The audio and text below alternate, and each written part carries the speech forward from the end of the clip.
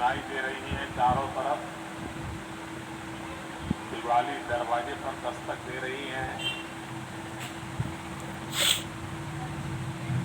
और आज एक ऐसा अवसर है, इस एक ही परिसर में, इस एक ही प्रेमाइसिस परिसर में, एक ही मंच पर स्टार्टअप भी हैं और देश के लाखों किसान भी हैं। जय जवान, जय किसान, जय विज्ञान और जय अनुसंधान।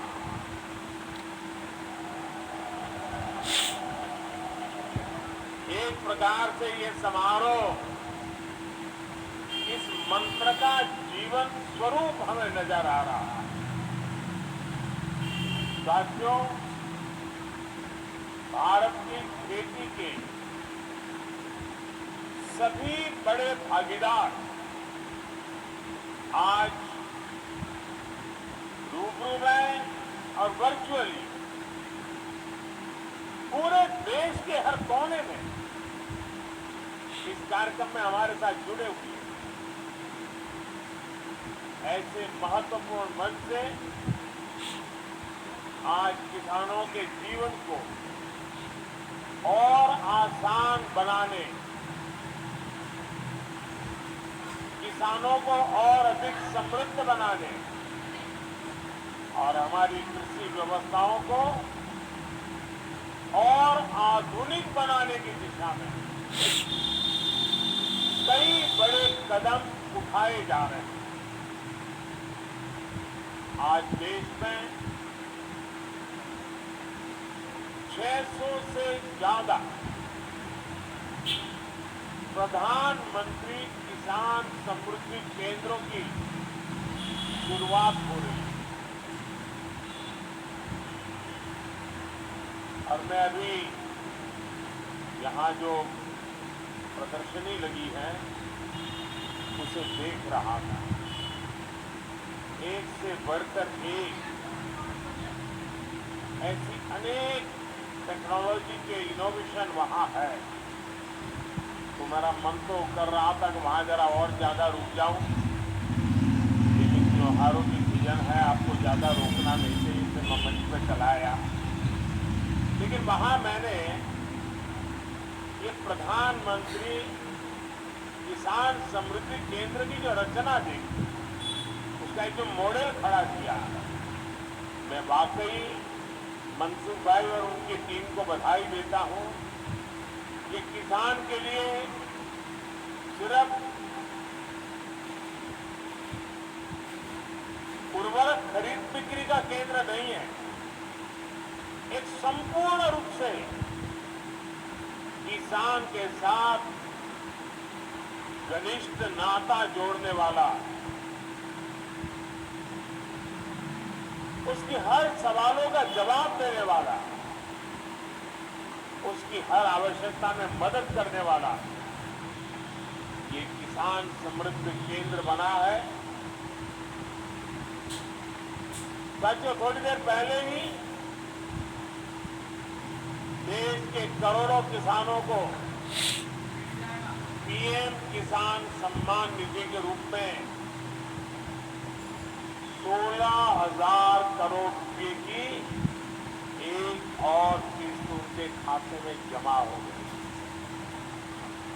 आप में से भी जो किसान यहाँ बैठे होंगे, अगर मोबाइल देखेंगे तो आपके मोबाइल पे खबर आ गई होगी कि 2,000 रुपये आपके जमा हो चुके हैं। कोई बिचौलिया नहीं, कोई कच्ची कंपनी नहीं, सीधा सीधा मेरे किसान के खाते में पैसा चला जाता है। मैं इस दिवाली के पहले ही पैसे का पहुंचना, खेती के अनेक महत्वपूर्ण कामों के समय पैसा पहुंचना, मैं सभी हमारे लाभार्थी किसान परिवारों को, देश के कोने कोने में सभी किसानों को, उनके परिवारजनों को इस अवसर पर बहुत बहुत बधाई देता हूं। जो एग्रीकल्चर स्टार्टअप यहाँ पर उसका जो आयोजन है, मैं उन सबका भी जो हिस्सा ले रहे हैं, किसानों की भलाई के लिए उन्होंने जो नए नए इनोवेशन किए, उनकी मेहनत कैसे कम हो, उनके पैसों में बचत कैसे हो, उनके काम में गति कैसे बढ़े, उनकी सीमित जमीन में ज्यादा उत्पादन कैसे हो, ऐसे अनेक काम ये हमारे स्टार्टअप वाले हमारे नौजवानों ने किए। मैं वो भी देख रहा था, एक से बढ़कर एक इनोवेशन नजर आ रहे हैं। मैं ऐसे सभी युवाओं को भी जो आज किसानों के साथ जुड़ रहे हैं, उनको बहुत बहुत बधाई देता हूं और उनका इसमें भागीदार होने के लिए हृदय से अभिनंदन और स्वागत करता हूं। साथियों, आज वन नेशन वन फर्टिलाइजर इसके रूप में किसानों को सस्ती और क्वालिटी खाद भारत ब्रांड के तहत उपलब्ध कराने की योजना ये शुरू हो गया है। 2014 से पहले फर्टिलाइजर सेक्टर में कितने बड़े संकट थे, कैसे यूरिया की कालाबाजारी होती थी, कैसे किसानों का हक छीना जाता था और बदले में किसानों को लाठियां झेलनी पड़ती थी। कि हमारे किसान भाई बहन 2014 के पहले के वो दिन कभी नहीं भूल सकते। देश में यूरिया के बड़े बड़े कारखाने बरसों पहले ही बंद हो चुके थे, क्योंकि एक नई दुनिया खड़ी हो गई थी। इंपोर्ट करने से कई लोगों के घर भरते थे, जेब भरते थे, इसलिए यहां कारखाने बंद होने में उनका आनंद था। हमने यूरिया की 100% नीम कोटिंग करके उसकी कालाबाजारी रुकवाई। हमने बरसों से बंद पड़े देश के 6 सबसे बड़े यूरिया कारखानों को फिर से शुरू करने के लिए मेहनत की।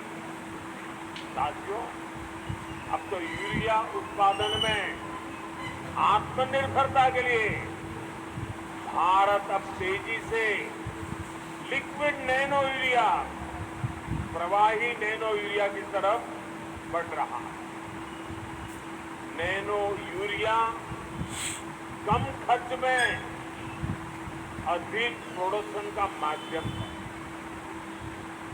एक बोरी यूरिया, आप सोचिए, एक बोरी यूरिया को जिसके लिए जरूरत लगती है, वो काम हम नैनो यूरिया की एक छोटी सी बोतल से हो जाता है।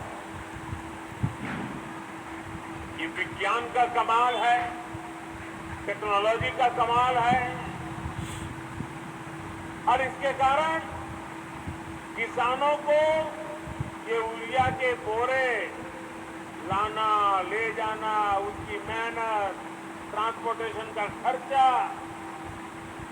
और घर में भी जाकर के रखने के लिए जगह, ये सब मुसीबतों से मुक्ति। अब आप आए बाजार में 10 चीजें ले रहे हैं, एक बोतल जेब में डाल दिया, अपना काम हो गया। फर्टिलाइजर सेक्टर में रिफॉर्म के हमारे अब तक के प्रयासों में आज 2 और प्रमुख रिफॉर्म, बड़े बदलाव जुटने जा रहे हैं। पहला बदलाव ये है कि आज से देश भर की 3.25 लाख से अधिक खाद की दुकानों को प्रधानमंत्री किसान समृद्धि केंद्रों के रूप में विकसित करने के अभियान को आरंभ किया जा रहा है।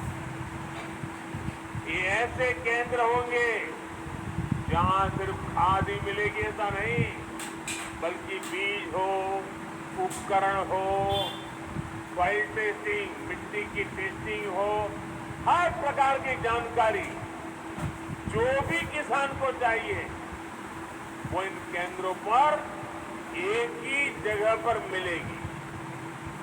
हमारे किसान भाई बहनों को अब कभी यहाँ जाओ फिर वहां जाओ, यहाँ भटको वहां भटको, इस सारी झंझट से भी मेरे किसान भाइयों को मुक्ति। और एक बड़ा महत्वपूर्ण बदलाव किया है। अभी नरेंद्र सिंह जी तोमर बड़े विस्तार से उसका वर्णन कर रहे थे। वो बदलाव है खाद के ब्रांड के संबंध में, उसके नाम के संबंध में, प्रोडक्शन की समान क्वालिटी के संबंध में। अभी तक इन कंपनियों के प्रचार अभियानों के कारण और वहां जो फर्टिलाइजर बेचने वाले लोग होते हैं, जिसको ज्यादा कमीशन मिलता है तो वो ब्रांड ज्यादा बेचता है, कमीशन कम मिलता है तो ब्रांड वो ब्रांड बेचता नहीं है। और इसके कारण किसान को जरूरत के हिसाब से जो गुणवत्ता वाला खाद मिलना चाहिए, वो इन स्पर्धा के कारण, भिन्न भिन्न नामों के कारण और वो बेचने वाले एजेंटों की मनमानी के कारण किसान परेशान रहता था और किसान भी भ्रम में फंसा रहता था। पड़ोस वाला कहता था कि मैं ये लाया, तो उसको लगता है मैं ये लाया हूं, मैंने तो गलती की, अच्छा छोड़ो इसको पड़ा रहने दो, वो मैं नया लाया लेके आता हूं। कभी कभी किसान इस भ्रम में डबल खर्चा कर देता था। डीएपी हो, एमओपी हो, एनपीके हो, ये किस कंपनी से खरीदे, यही किसान के लिए चिंता का विषय रहता है। ज्यादा मजदूर खाद के फेरे में कई बार ऐसा भी ज्यादा देना पड़ता था और मान लीजिए उसके दिमाग में एक ब्रांड बढ़ गई है, वो नहीं मिला और दूसरा लेना पड़ा, तो वो सोचता है चलो इसमें जरा पहले 1 किलो उपयोग करता था, अब 2 किलो करूं, क्योंकि ब्रांड दूसरी आई है पता नहीं कैसे, मतलब उसका खर्चा भी ज्यादा हो जाता था। इन सारी समस्याओं को एक साथ एड्रेस किया गया है। अब वन नेशन वन फर्टिलाइजर से किसान को हर तरह के भ्रम से मुक्ति मिलने वाली है और बेहतर खाद भी उपलब्ध होने वाली। देश में आप हिंदुस्तान के किसी भी कोने में जाइए, एक ही नाम, एक ही ब्रांड से और एक समान गुणवत्ता वाले यूरिया की बिक्री होगी और ये ब्रांड है भारत।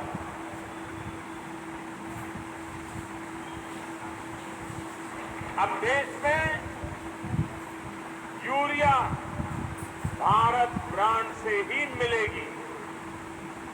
जब पूरे देश में फर्टिलाइजर का ब्रांड एक ही होगा तो कंपनी के नाम पर फर्टिलाइजर को लेकर होने वाली मारामारी भी खत्म हो जाएगी।